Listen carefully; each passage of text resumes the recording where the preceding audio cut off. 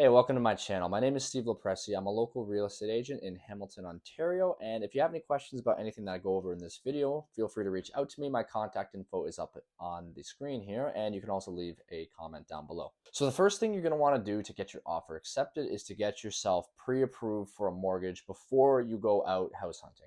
This makes it so that you can put an offer in without having to include a financing condition. Now, what that means is typically when you put an offer in on a house, you put in a couple conditions on a couple things that you want to take a look at. One of the things will be financing, which means that you are able to arrange a mortgage for yourself. And let's say hypothetically you're unable to get that mortgage, you can back out of the deal because you have that condition in there. Now that is less attractive for a seller, obviously, because then you can back out of the deal and go elsewhere, and then they have to find a different buyer. So if there's multiple offers coming in and one doesn't have that condition, they're more likely to accept that. Now getting pre-approved can help because it gets the process started, and you know that you're much more likely to get that mortgage approved and you don't need the financing condition. Now, it's always best to speak to your mortgage agent before you waive that financing condition. You're going to want to let them know that you're thinking of waiving it and see if they think it's a good idea based on your file and everything else that they do on their end. Now, if you don't want to waive that condition, it's still a good idea to get pre-approved because first of all, it gets things started, which will streamline the process once you get an accepted offer.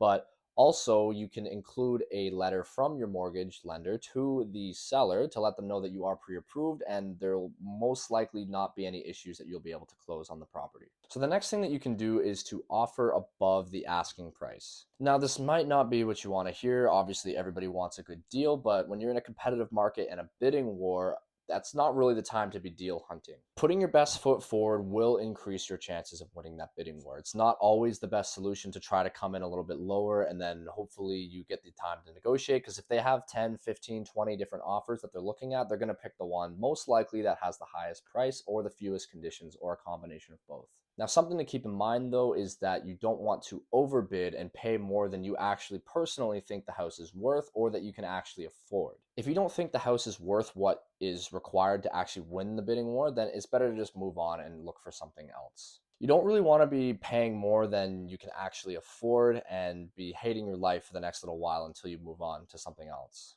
So keep that in mind. Offering above the asking price and putting in your best foot forward will help you to win, but don't pay too much. Don't pay more than you actually think the house is worth. It's not worth it. So the next thing that you can do is to give a larger deposit. So normally when you buy a house, you have to give the sellers a deposit. It's usually around 5% of the sale price, and this is held in trust by the listing brokerage. If you have to back out of the deal because, say, for example, you have a financing condition and you're unable to get it, and then so you need to back out, they will give you your deposit back in full. Putting down a larger deposit, if you are able, will show to the sellers that you are more committed and that you are in good financial standing. Now, the next thing that you can do to make your offer more competitive is to have a flexible closing date. So the closing date is the day that title transfers over from the sellers to you as the buyer and you get the keys. Now, the date that this actually happens is negotiable and is something that you put in the contract to buy the house. So if you can be flexible with this date, depending on what the sellers need, maybe they need to move sooner or maybe they can't move for another year. If you can be flexible with this, it will help you to get your offer accepted. Again, that obviously depends on what the seller wants. So you'll have to find out from them what closing date they would prefer. And if you can, make your offer closing date as close to that one as possible. Now, the fifth and final thing that you can try to get your offer accepted is to include a personal letter with your offer. So if you tried everything else, believe it or not, this can be the thing that sets your offer apart from the other ones. It helps to form a bit of a personal connection between you and the seller and let them know that you're actually a real person who wants to buy their house and not just a faceless entity.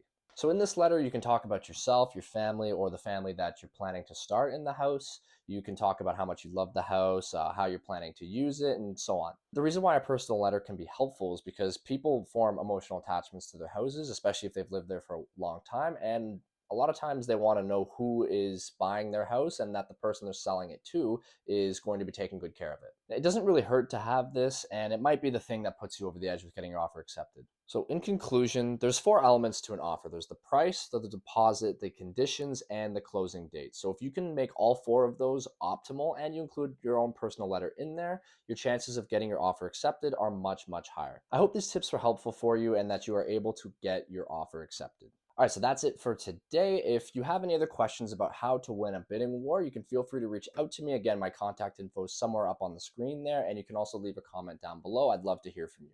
All right, thanks for watching. I'll see you next time.